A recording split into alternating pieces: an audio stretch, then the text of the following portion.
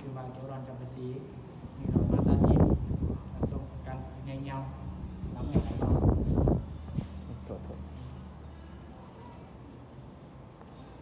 ถ่ายสบายดีคนเจ็บสุขภาพโดยสบายดีแม่ซื้อยังได้มันยกเท่าไหร่ปวดขาเที่ยงลูกเองมีชื่อว่าเกียวรอนจำปาสีเป็นพยาบาลสายกงปีที่1ปฏิบัติงานในกันแห่งนี้วันนี้จุดประสงค์ที่จะมาสวนยาแม่เพื่อกับน้ำเมียออกจาก เนื่องจากว่าแม่บอสามารถกับน้ำเมียเองได้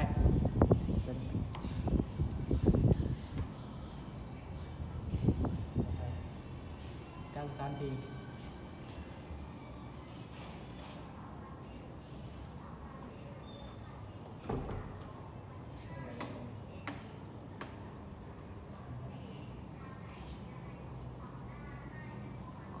เอาตัวอย่างได้ไหมเด้อ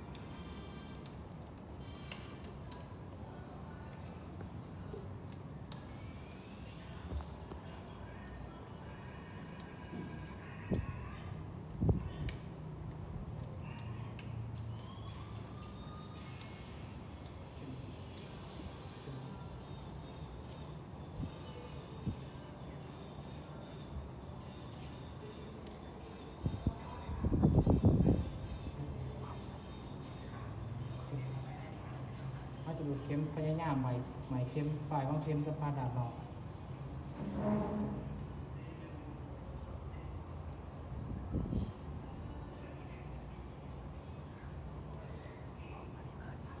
เขาจะดูดเป็น10 ml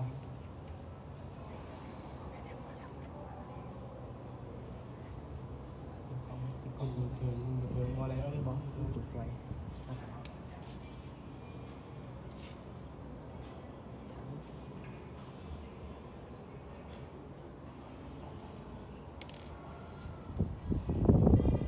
ได้ถ่ายซ้ายก่อนนะได้ น้ำมันประมาณ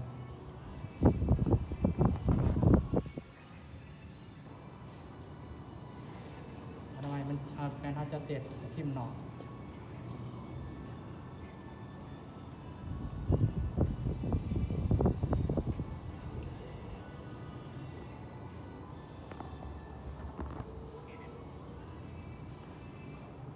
จะเสร็จกับทิมใน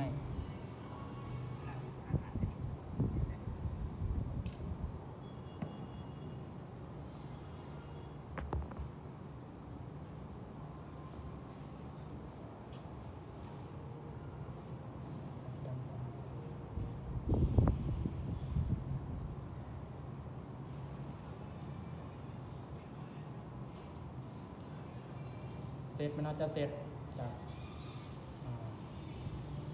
จากจะลุมดูดขึ้นไปเทิงระยะ10 เซนติเมตร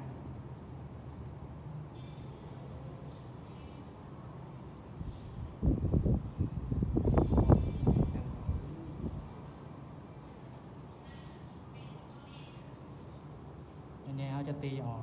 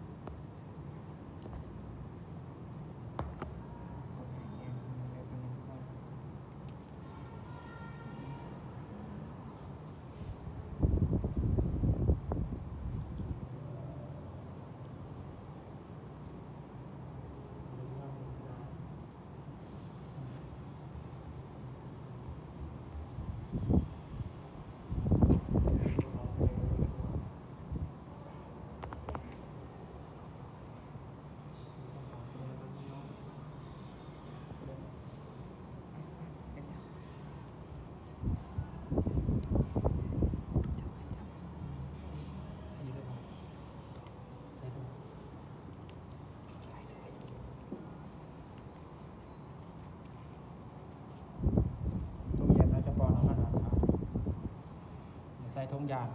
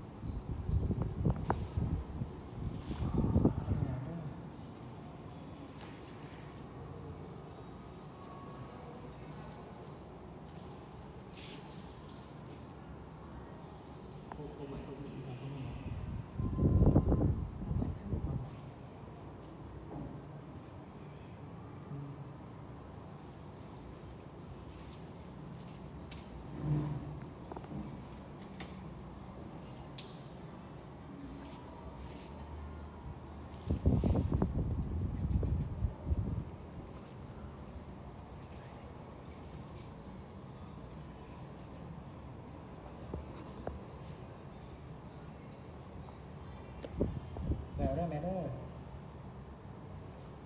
วันนี้ยังเงียวหายแม่ทั่วนี้อายุ45 ปีงานสำเร็จ